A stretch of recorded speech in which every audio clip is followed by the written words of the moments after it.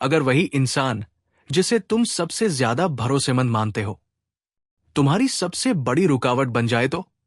और अगर तुम्हारा सबसे बड़ा प्रतिद्वंद्वी तुम्हारे देश की सबसे बड़ी ताकत बन जाए?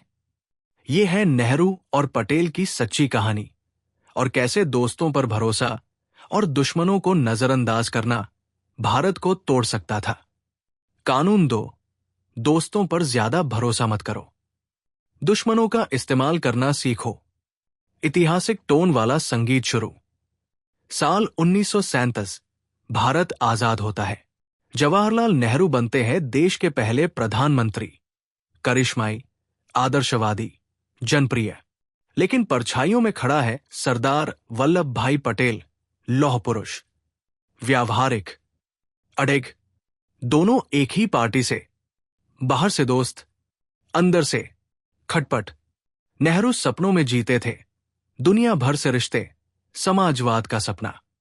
पटेल जमीन से जुड़े थे, रियासतों का विलय, कानून व्यवस्था, आंतरिक सुरक्षा। पटेल चापलूसी नहीं करते थे, जो सही हो वही बोलते थे, चाहे वो नेहरू को चुभे। और अब सबसे चौंकाने वाली बात, माउंटबेटन ने पटेल को प्रधानमंत्री बनने का प्रस्ताव दिया था, लेकिन उन्होंने मना कर दिया। क्यों? पार्टी की एकता के लिए और गांधी जी की इच्छा का सम्मान करने के लिए। जब नेहरू ने दोस्तों जैसे कृष्ण मेनन पर भरोसा किया, तो वही पटेल जिनसे मतभेद थे, देश को जोड़े रखने में लगे रहे। 560 से ज्यादा रियासतें, एक एक को पटेल ने भारत में मिलाया।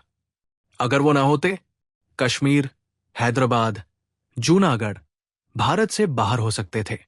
लेकिन नेहरू ने बार बार पटेल की सलाह को नजरअंदाज किया, चाहे वो कश्मीर हो या चीन, और यही फैसले भारत के लिए भारी पड़े। 1950 में पटेल के निधन तक नेहरू के आसपास सिर्फ हां में हां मिलाने वाले लोग रह गए थे। जो तुम्हारे खिलाफ बोले वही शायद तुम्हें बचा सकता है। कानून 2 कहता है, सिर्फ इसलिए मत भरोसा करो कि वो दोस्त है।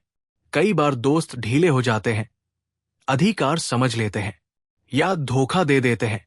दुश्मन, वो सतर्क होता है, सोच समझकर चलता है, और जब उसका हित जुड़ जाए तो काम पक्का करता है, चाहे नेतृत्व हो, राजनीति या कारोबार।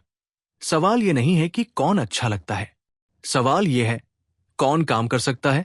आलोचक की कदर करो, विरोधियों की आग को दिशा दो, क्योंकि बिना काबिलियत वाली वफादारी खतरे से खाली नहीं। तो अगली बार जब टीम बनाओ, सिर्फ वो मत चुनो जो हां में हां बोले, उसे चुनो जो तुम्हें चुनौती दे। ताकत आराम की चीज नहीं, नियंत्रण की चीज है। अगला एपिसोड, कम बोलने की ताकत। कानून 3, अपनी मंशा छुपाकर रखो। लाइक करें, शेयर करें और सब्सक्राइब करें। सच्ची कहानियों और बेबाक सच्चाइयों के लिए देसी अंदाज में। यह है द डी कोडिंग जर्नी, भारतीय कहानियां, समय से परे ताकत।